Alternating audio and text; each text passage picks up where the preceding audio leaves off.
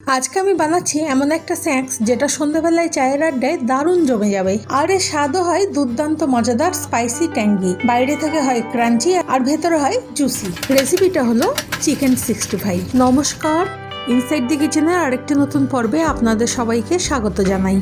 এখন এই স্ন্যাক্সটার নাম বা ফ্রাইড চিকেনটার নাম চিকেন 65 কেন, এটার পেছনে অনেক রকম গল্পই আছে। যেটা মনে করা হয় যে চেন্নাইতে বুহারি হোটেল নামে একটা হোটেলে 1965-এ এক ধরনের ফ্রাইড চিকেন বানানো হয়, যেটা চিকেন 65 নামে পরিচিতি পায়। আজকে আমি দেখাবো কিভাবে সেই অথেন্টিক চিকেন 65 বাড়িতে সহজেই বানিয়ে নেওয়া যায়। এই চিকেন 65 বানাতে গেলে একটাই প্রধান কাজ, সেটা হচ্ছে অনেক রকমের মশলা দিয়ে ম্যারিনেট করা মাংসটাকে। এর জন্য কিছু বোনলেস চিকেন নিয়ে প্রথমেই চিকেনটাকে ম্যারিনেট করার জন্য হাফ চামচ আদা রসুন পেস্ট, একটু কাসুরি মেথি, হাফ চামচ গরম মশলা গুঁড়ো, 1 চামচ নুন, ভিনিগার 1 চামচ, 1.5 চামচ কাশ্মীরি লঙ্কার গুঁড়ো,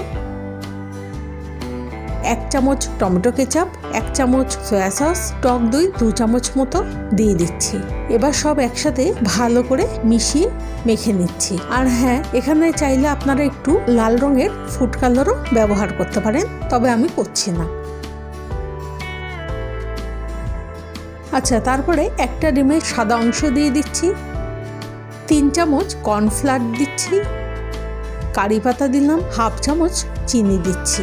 সব উপকরণ একসঙ্গে ভালো করে মেখে নিয়ে প্রায় 1 ঘন্টার মতো রেস্টে রেখে দিচ্ছি।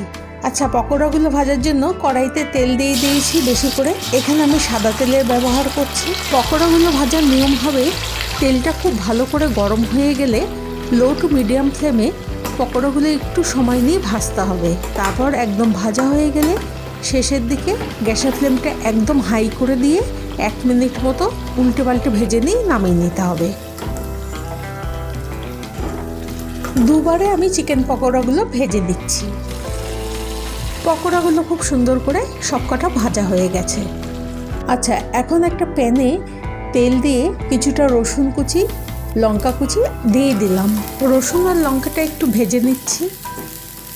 কারি পাতা দিয়ে দিচ্ছি,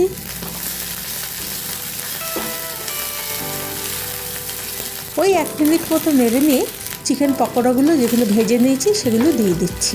এবার সব একসাথে ভালো করে নেড়ে নিলেই তৈরি চিকেন 65। রেসিপিটা কেমন লাগলো জানাতে ভুলবেন না।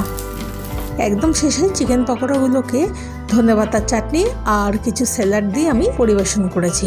আর পকোড়াগুলোর ওপরে একটু চাট মশলাও ছড়িয়ে দিয়েছি। রেসিপিটি দেখার জন্য অসংখ্য ধন্যবাদ। ভালো থাকবেন।